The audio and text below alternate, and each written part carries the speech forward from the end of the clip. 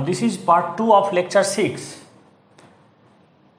and I request you to watch part 1 before watching this video. Now the topic of this lecture is Nernst equation and how to determine the EMF of a galvanic cell theoretically. Now in part 1 I haven't covered the topic. I focused only on the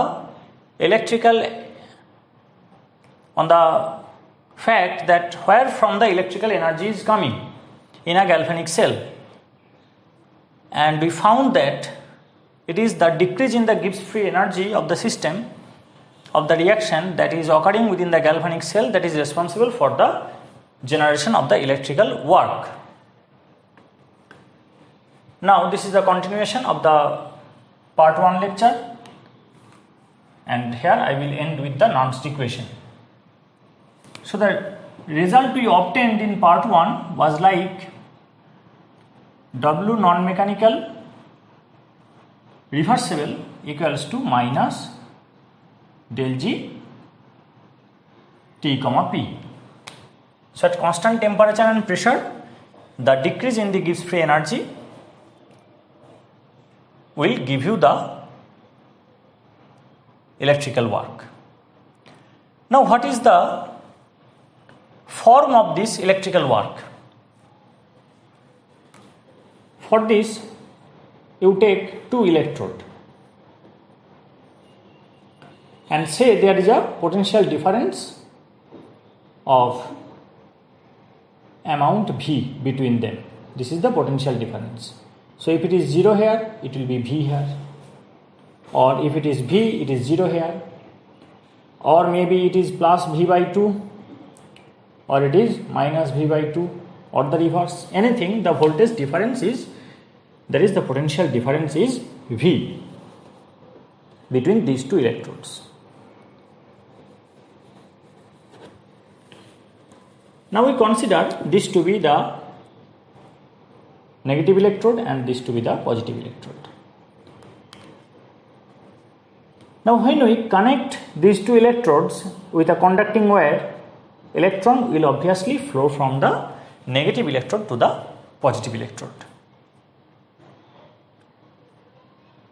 and work will be associated with this transfer. What will be that amount of work? The work that will be associated with this transfer is given by charge into voltage. So the amount of charge that is flowing through the cross section and against or in the direction or in under which potential. So with increase in the potential difference, the amount of work is going to increase, and with increase in the amount of charge, the amount of work will increase. So the product of charge and potential difference will give you the amount of work that will be obtained or that is to be applied when you opt for transfer of electron from one electrode to another. So when the electrons comes from this negative electrode to positive electrode, you get work. So work is gained in the surrounding. See, if you connect a motor here, it will rotate, and with the help of this you can fetch water from well, you can run a fan to make you cool, and any other such process. You can grind something. So work is obtained in the surrounding when the transfer is in the direction of the force. But you can also do the reverse movement. You can, if you wish, you can transfer the electron from here to here, that is from positive to the negative electrode. Now this positive charge is going to attract it and it will repel this. So in this case, you have to perform work externally to have the electron transfer from the positive electrode to the negative electrode.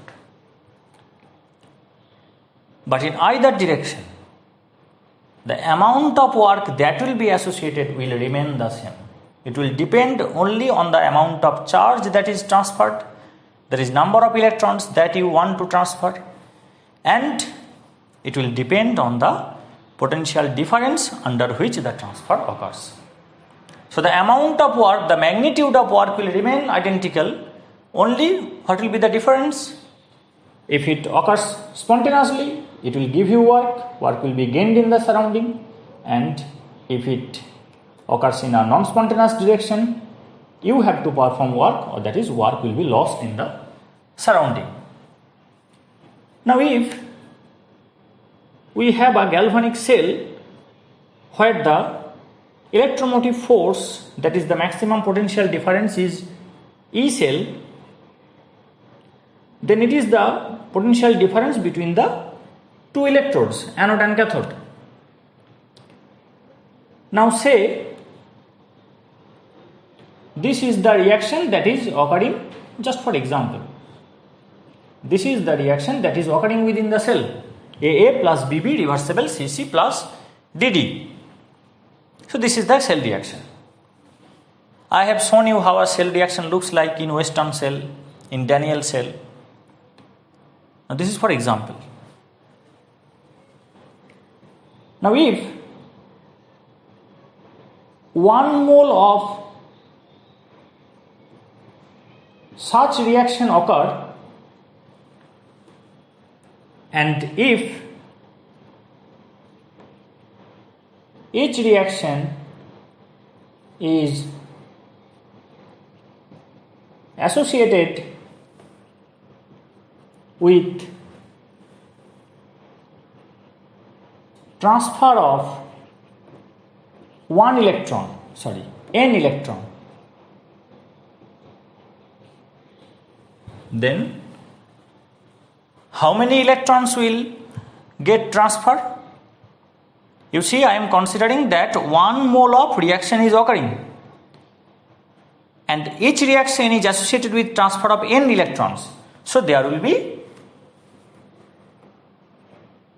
n mole electron transfer associated with the reaction. Now you see what is the charge of 1 mole electron. Now charge of 1 mole electron is 6.02 into 10 to the power 23.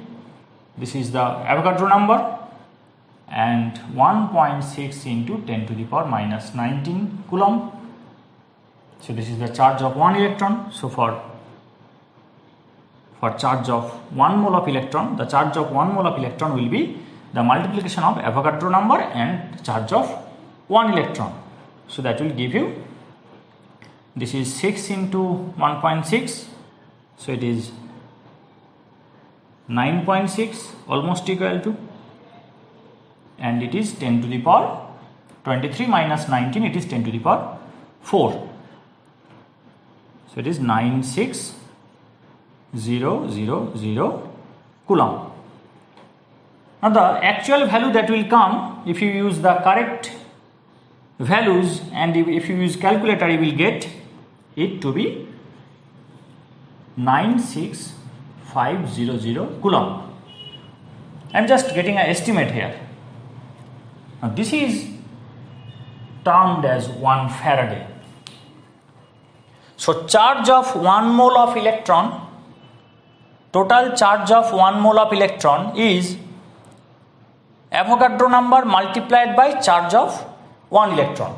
That will be the calculation, and when we get the product, we see this is 96500 coulomb and it is considered to be 1 Faraday.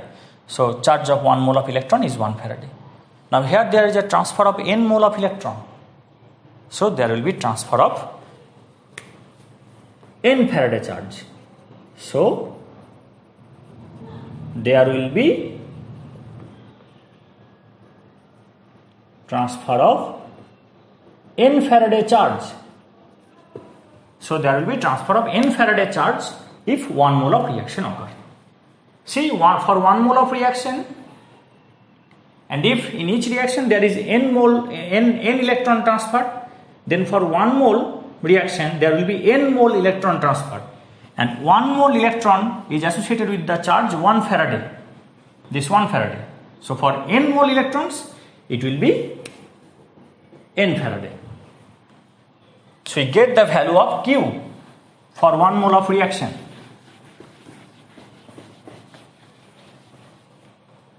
For 1 mole of reaction, we get the value of Q, which is n Faraday.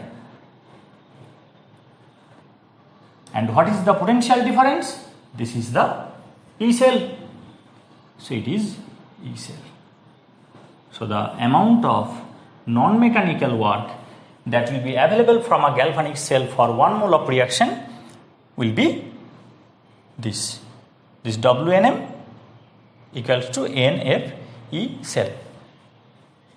Now if we compare these two relations, we will get del G equals to minus NF, temperature and pressure will remain constant, NF E cell.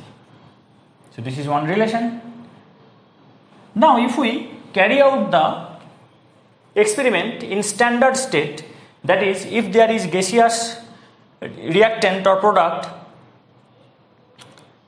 we are taking it 1 atm, that is the standard pressure, and if there are concentrations of any species, we are taking it as 1 molar. So if the standard state is maintained, then it will be del G 0. For different concentration, there will be different amount of Gibbs free energy change, and the work associated will be different correspondingly. Now when we consider a particular concentration for all the reactant and the product species, there is 1 atm in case of gaseous species and 1 molar in case of concentration of reactants or products. Then the state is said to be the standard state. Now that will be associated with a particular value, a definite value. Then we will get a definite value of the electromotive force of the cell. So since this is dependent on the concentration, and if we take a particular concentration, then a particular value will be obtained. This is simple. So for the standard state, we will have, so temperature and pressure we will keep constant. We made a commitment that we will keep it constant, so we are not writing it anymore. So for standard state, it will be, this is the symbol for standard state, it will be minus NF E0 cell. So these two are the relations that give you the amount of electrical work that is obtained and how it is related to the Gibbs free energy change for the reaction that is occurring in the galvanic cell. Now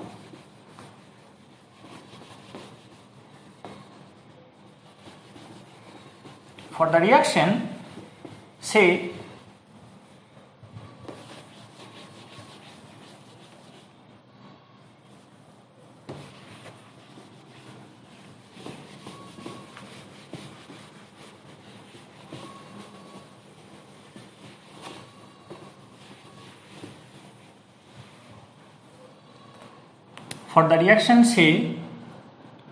AA plus BB reversible CC plus DD, you may take any other reaction, no problem.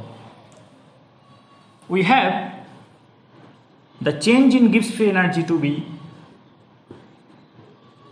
the Gibbs free energy of product summation over, since there can be more than one reactant or more than one product. So the change in Gibbs free energy will look like this. So you take the Gibbs free energy of the products, you sum over it, and also you sum the Gibbs free energy of all the reactants, and then you have to subtract it. So that will give you the change in Gibbs free energy. Now, chemical potential is defined as Gibbs free energy per mole. Since Gibbs free energy gives you the status of stability of any system, that is ability to perform work, since it carries the signature of amount of ordered energy that is present within the system. So it actually implies that how stable or unstable the system is. More Gibbs free energy within the system means more orderness, and more ordered system is less probable, so it is more reactive. It will have a greater tendency to convert into a state where there will be less orderness and more disorderness. So more the value of G means more unstable the system is.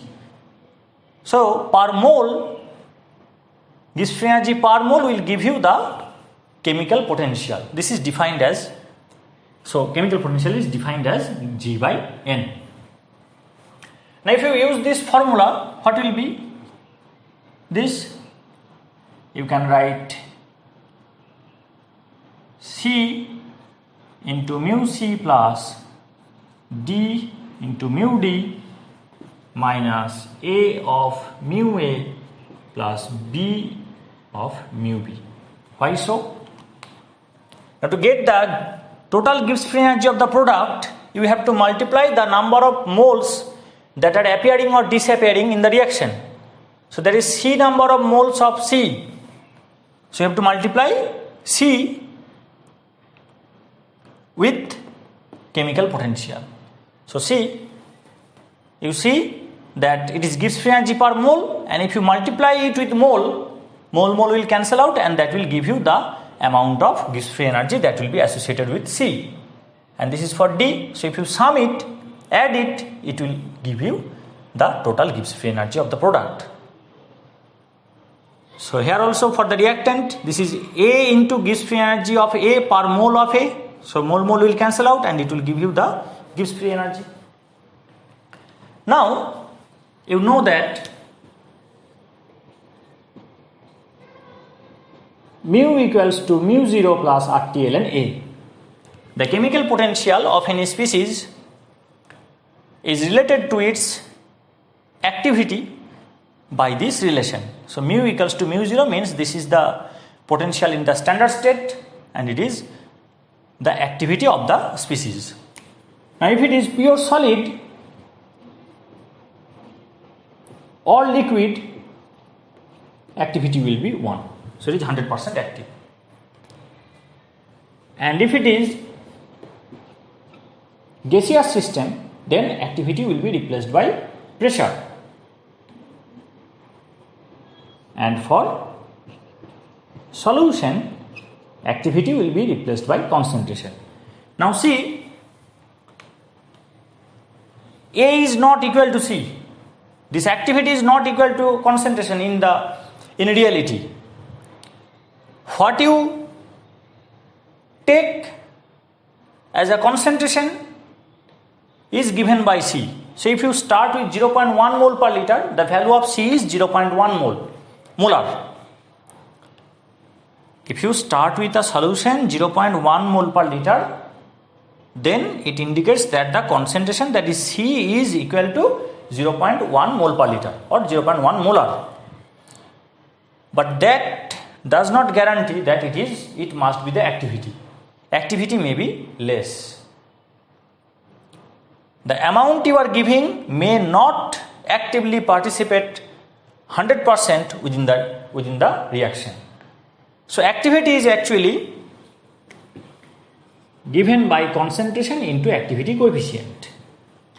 So there are methods with which you can determine this activity coefficient, and I will discuss it in some other lectures.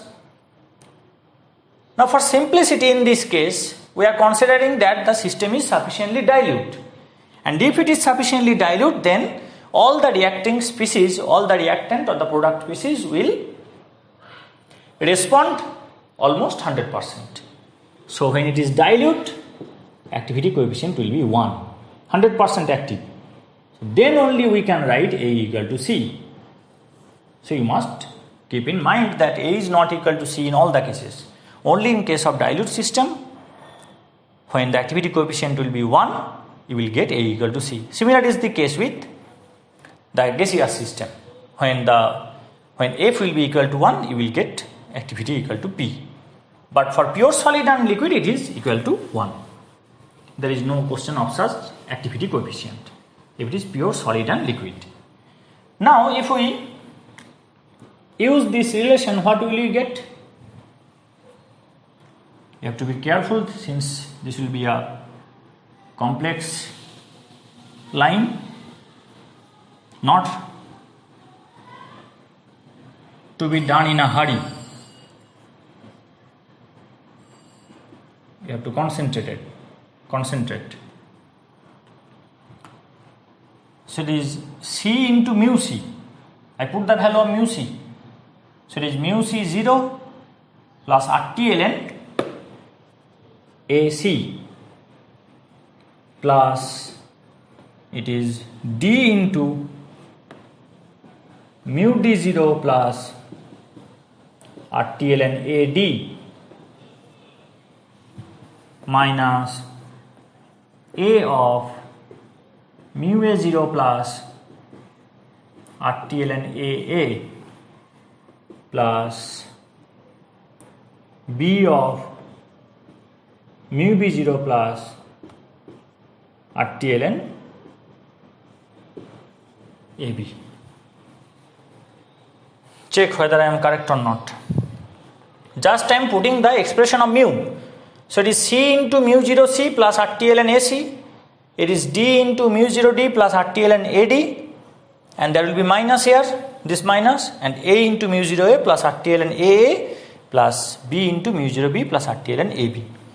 See, I am putting this suffix C or D or A or B in only chemical potential at standard state, that is mu 0, and the activity. This is because R is a universal constant. So it will not going to have a suffix. It is of constant value for the entire universe. And temperature in a reaction bath, different species cannot enjoy different temperature. There must be thermal equilibrium. So the temperature will be devoid of suffix and R will be devoid of suffix.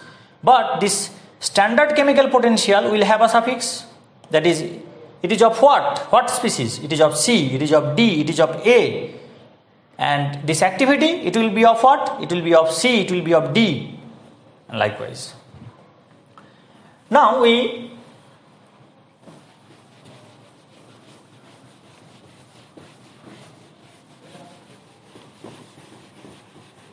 take the similar term in common and let's see what happens.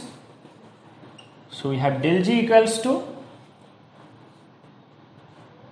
it is C mu C0 plus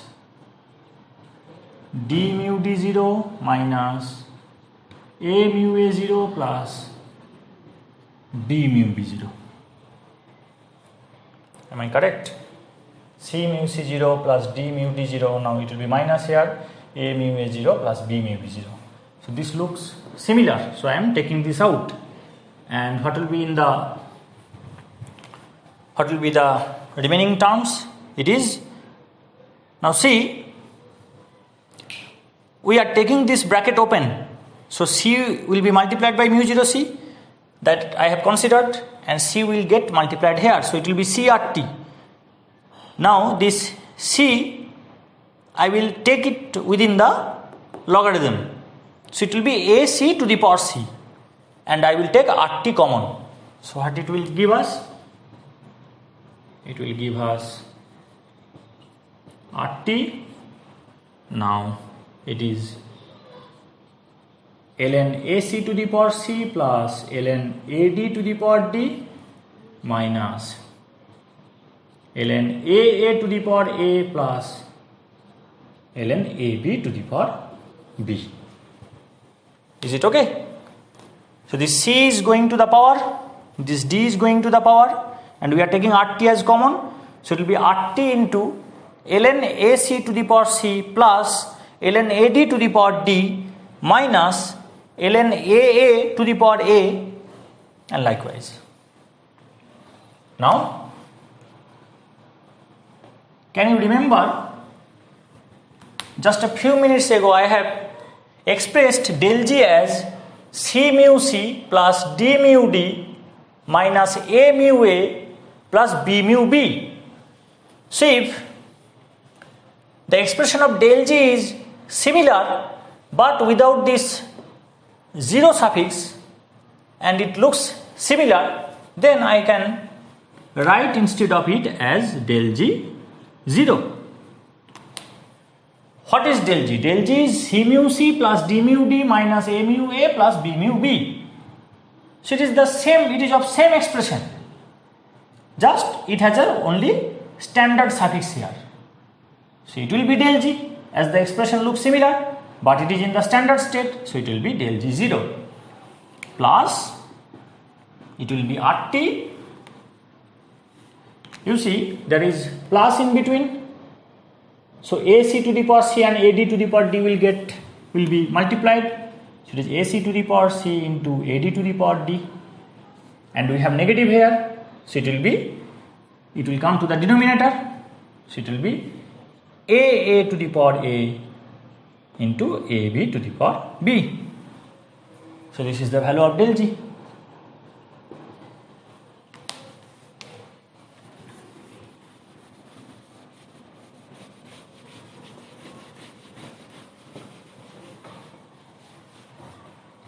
Now see, we have the values of del G for the galvanic cell and del G 0 for the galvanic cell. We put here, so we will get minus NF E cell equals to minus NF E0 cell plus RTLN. Now we put activity coefficient 1 here, so it will be converted to concentration. So it will be C of C to the power C.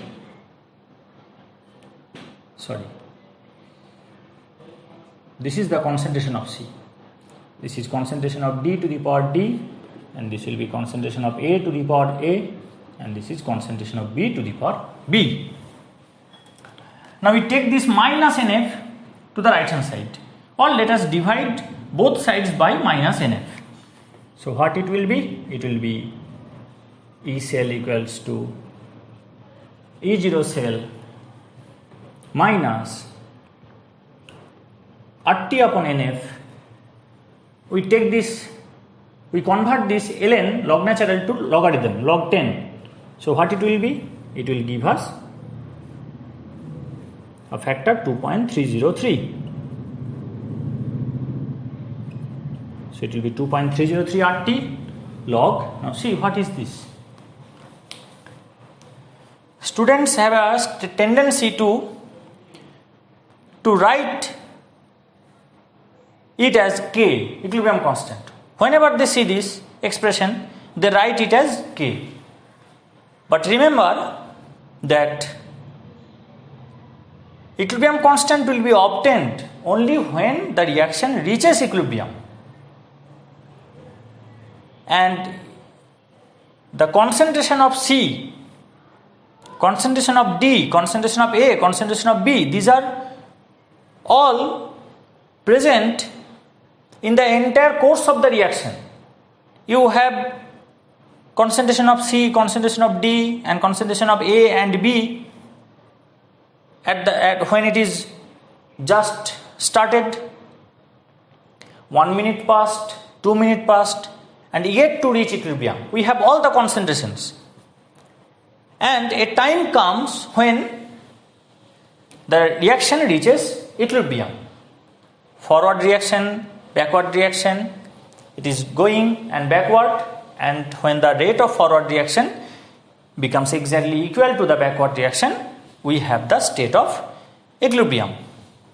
Then it will have a certain concentration, a definite concentration, which is not going to change further. So as the reaction proceeds, the concentration is there and it changes gradually. With time, the concentration changes. Reactant concentration falls, product concentration rises, but the concentrations are there. Only what is going on? It is changing continuously. So you will have this ratio at any time from the start. Now after reaching equilibrium, what will happen? It will attain a definite concentration and will not change further until the equilibrium is disturbed. So why the concentration attain a definite value? Since at equilibrium rate forward will be exactly equal to the rate backward. So the rate of disappearance of any reactant will be equal to the rate of appearance of that reactant. So the concentration will not further change. So whenever you see this ratio, don't put K equilibrium blindly here. It will be K equilibrium only when you reach equilibrium. That is when you see this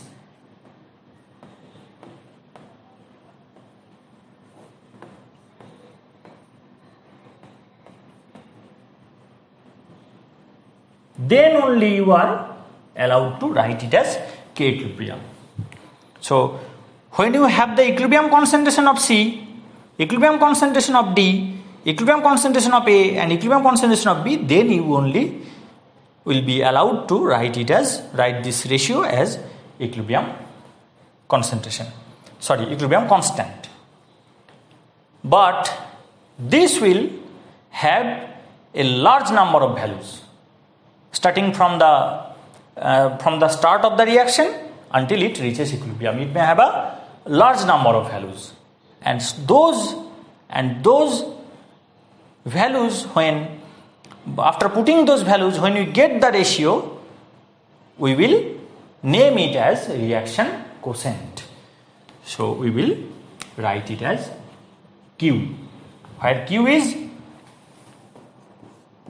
C to the power C, D to the power D, A to the power A, B to the power B. This is Q.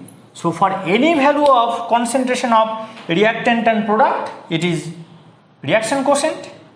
And when we put up definite value of concentration of the concentrations, that is concentration of C at equilibrium, concentration of D at equilibrium, that is not going to change further, then it is K equilibrium. So Q have many values. And of those many values, only one value is equal to K equilibrium when we put the values of the concentrations at equilibrium. So here, in case of galvanic cell,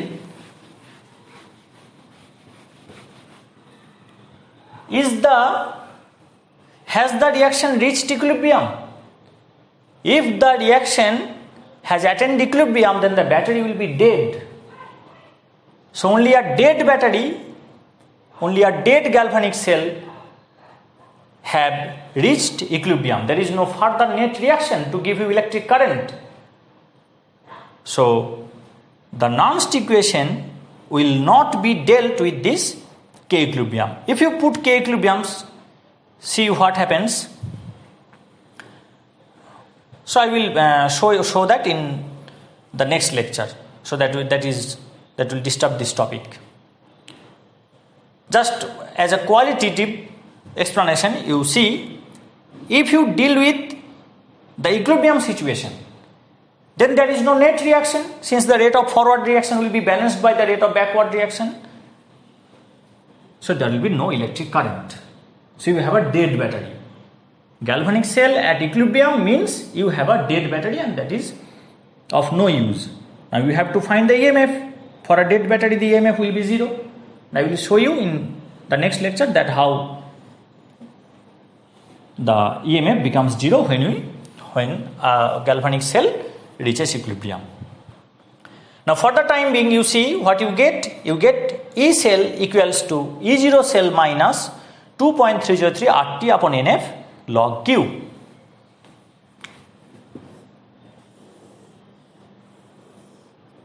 This is the famous Nernst equation.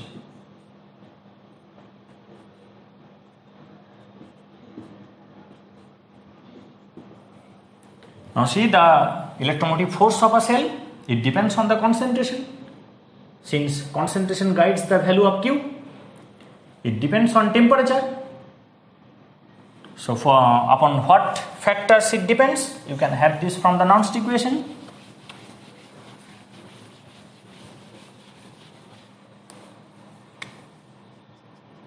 So EMF of a cell depends on one thing, it is temperature. You have temperature in the expression.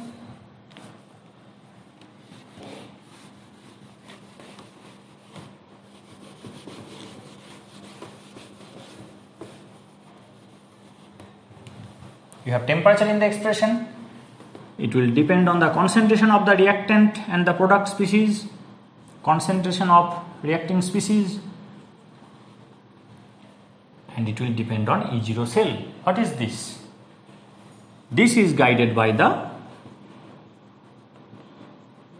nature of the electrode. Nature of the electrode. So we get the Nernst equation, and if you know the value of the concentrations, you will get the value of Q. If you know the temperature, you can have the value of this. Now if you have the cell reaction, you will be able to know how many electrons are getting transferred. So this will be this N, you know, F and R have constant values. And another thing, you have to know the standard EMF of the cell. Now this, how we can get the standard EMF, I will discuss in lecture 7.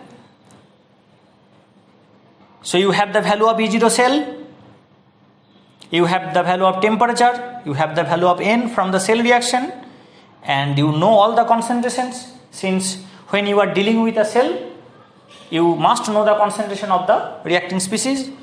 So you put all this, you will get the value of E cell. Now do you need a experiment for this? No. If you are supplied with the values, if temperature is given, if the concentrations are given, if this N is given, or if the cell reaction is given, you can determine N, and you have the values of E0 cell, then you can have the value of E cell. So using Nernst equation, you will be able to determine EMF of a galvanic cell theoretically and also experimentally, no doubt. For example, concentration you have taken, so you know the concentration values. Temperature you have to record it, and with the help of experiment you have to find the E0 cell. If it is not known, then it is a semi-theoretical process. Now, just let us check whether Nernst equation works for the Daniell cell or not. We are just checking that whether it is correct or not. Now we have seen that in the Daniell cell, the anode reaction that was occurring is Zn arrow Zn2 plus 2 electron, and in cathode the reaction that was occurring is copper 2 plus 2 electron arrow copper. So the cell reaction is Zn plus Cu2 plus arrow Zn2 plus Cu. So this is the cell reaction. Now when you try to put Nernst equation in case of any cell, just focus on the cell reaction. You must apply your intelligence to find the cell reaction accurately, and after you get that, don't try to manipulate the Nernst equation. Nernst equation is in a definite format. Don't try to manipulate, just get the cell reaction in a proper way. And when you get this, you are confident that this is the cell reaction, I am confident about it, you just put this in this definite format. What is the format? So you have E cell that you need to find out, that is E for this Daniell cell, it is equals to E0 cell, it will be supplied, and you put the values. Now you see, if it is 25 degrees centigrade, this 2.303 RT upon F for 25 degrees centigrade only. This 2.303 RT upon F will give you 0.0591. This is a very easy problem, just put here. So let me show you how it happens. So you put the values 2.303 into R means 8.314. So why we are putting it 8.314? Since it is 8.314 joule and volt coulomb is joule. So you will get volt coulomb here if you put joule. And for 25 degrees centigrade it will be 298 Kelvin. Now F is 96500 coulomb. So then only this coulomb will cancel and you will get the voltage, and if you get the voltage you will be able to subtract from another voltage. So there is no dispute with the dimension. Now use the calculator to have the value of this.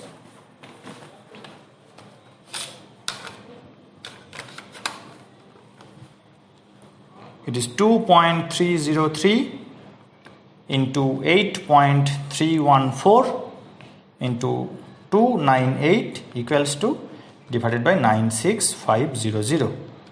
So it is giving you, see, it is giving you 0.0591. But remember, this value is for 25 degrees centigrade only. This value is for 25 degrees centigrade only. If you change the temperature, this must be changed. So when you use the expression of Nernst equation as this one, E cell equals to E0 cell minus 0.0591 by N. If you put this value 0.0591, don't forget to mention in the right hand side or anywhere that we are calculating it at 25 degrees centigrade. When you do problem, when you do experiment, whatever the case, if you use this expression, don't forget to write this temperature. And in this section what it will be? You see the expression of Q. It is product concentration by reactant concentration raised to the proper powers. So you have product here, Zn2 plus, and for copper what it will happen? It is pure copper, so activity of pure solid will be 1, so it will be multiplied by 1 here, and at the numerator you will get Cu2 plus, and for pure zinc what you will get? You will get the activity of pure zinc to be 1, so you will get Zn2 plus third bracket by Cu2 plus third bracket, and it is 0.0591 by N. Now this E0 cell, you have to find this E0 cell. Until you find that, you will not be able to determine the EMF of that cell.